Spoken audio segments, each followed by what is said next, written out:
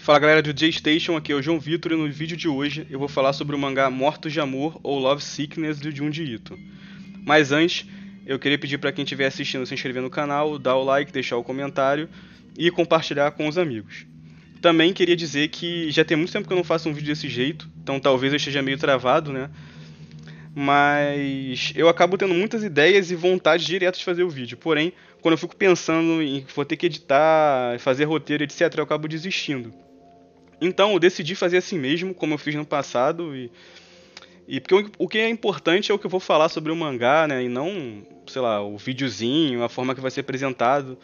Então, Dani, se fiz assim mesmo, acho melhor fazer do que não fazer. Dito isso, esse mangá, Mortos de Amor, é um mangá que eu tinha expectativa de ser o melhor mangá do Junji Ito. Inclusive, eu comentei isso lá no nosso grupo, né? A gente tem um grupo no WhatsApp. Quem quiser entrar, deixa aí nos comentários. Mas lembrando, lá a gente fala sobre qualquer coisa, sem mimimi. E. E assim, esperei muito que eles lançassem, né? Eu conheci essa história naquelas animações lá do Junji Ito, não lembro se foi a que tem no Netflix ou a que tem no Crunchyroll. Que elas têm seus problemas, né? São meio mal feitas e tal. Mas a história tinha muito potencial. Eu fiquei assim, pô, quando eu for ler o mangá, vai ser top, né? E o episódio, né, que conta essa história é só parte da história. Além disso, eu gosto muito de terror, e principalmente de terror do Japão. O Japão é um país que sei lá porquê. Na verdade eu sei um pouco, né? Mas tem muita história de terror.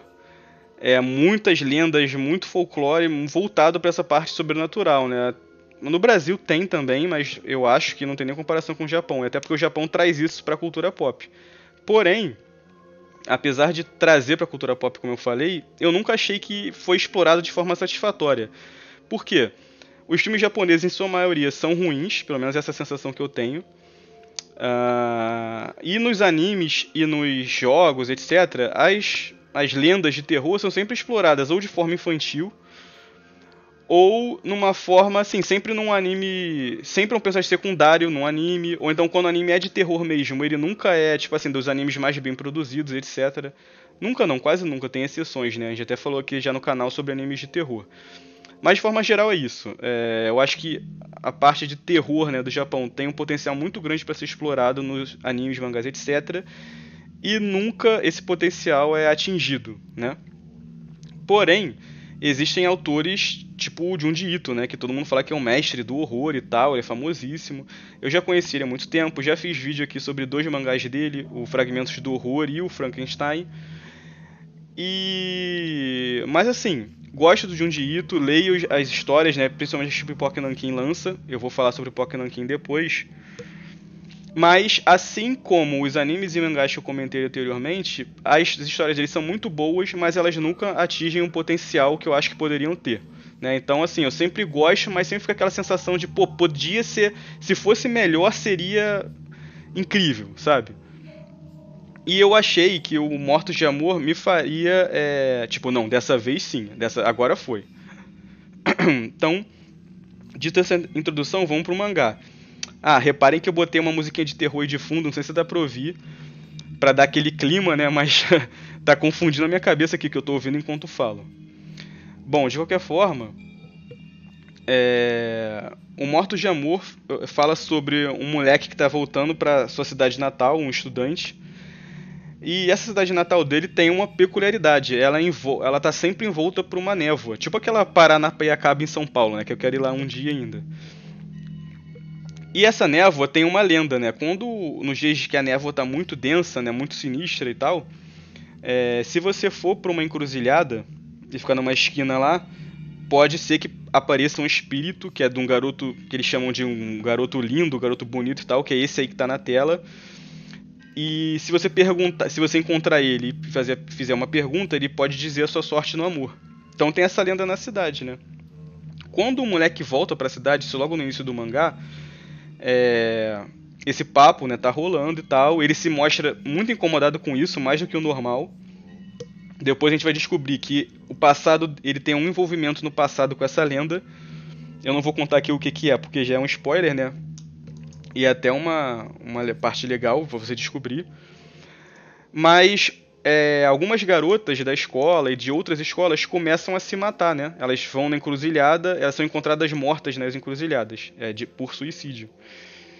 Então, a gente tem uma cidade com uma lenda, um personagem principal que está incomodado com essa lenda mais do que o normal, porque para todo mundo é só uma lenda, e essas mortes começam a acontecer. E aí você vai descobrindo, né, qual é o passado desse personagem principal, um pouco mais, né, sobre esse espírito que, na moral, o design dele, o visual é muito macabro mesmo. Pra mim, tipo assim, cara, pensar se te descrevessem, né, essa lenda, pô, tem um fantasma no Japão que é tipo um cara bonitão que aparece na encruzilhada, tipo, imaginaria esse fantasma mesmo, ele é bem bizarro. O mangá tem algumas imagens bem assustadoras, mesmo, né, depois vocês procurem aí na internet. E assim, o background é muito top, né? Parece aquela coisa de lenda urbana, tipo Loura do Banheiro, né, aqui no Brasil. E essas lendas tem no Japão, tipo a Hanako-san e etc. Então assim, o clima é muito bom, a ambientação muito boa. A história vai te intrigando à medida que vai passando, você vai querendo saber o que está acontecendo, quem é esse cara da encruzilhada, por que as garotas se matam, etc. E eu acho que o Junji Ito vai criando muito bem todo esse mistério, vai te intrigando. Mas aí vem mais uma vez um ponto negativo. Assim como todos os outros mangás do Junji Ito que eu li, o final é meio frustrante, né? Eu sempre tenho essa sensação. Quando ele faz histórias curtas, são histórias curtas que você não exige realmente muito, né? Mas aquela questão do susto ali e tal, e pronto. Mas numa história mais longa, eu acho que dá pra você trabalhar melhor o final. A sensação que eu tenho é que o Junji Ito sempre, nas histórias longas dele, né, como por exemplo a Tomie, o Mortos de Amor, né, e outras aí, o final, a história é longa, o background é bem construído, os personagens, o mistério, etc. Mas o final é sempre de história curta. Não sei se deu pra entender muito bem. Então você fica frustrado. E eu achei que não fosse acontecer dessa vez, mas aconteceu de novo. Entendeu? Então, assim, de qualquer forma, isso eu já tava esperando, né? Eu esperava que não acontecesse, mas eu sabia que podia acontecer. Não vou falar sobre o final, porque seria spoiler. Aí não teria nem graça a pessoa ler. Mas o mangá é muito bom. Porém, mais uma vez, foi aquela história de terror, né? Do mangá, do anime, que eu sempre vejo e sempre fico assim, pô, se tivesse tal coisa, seria muito melhor. Ainda assim, pra mim é a melhor história do Junji Ito de longe,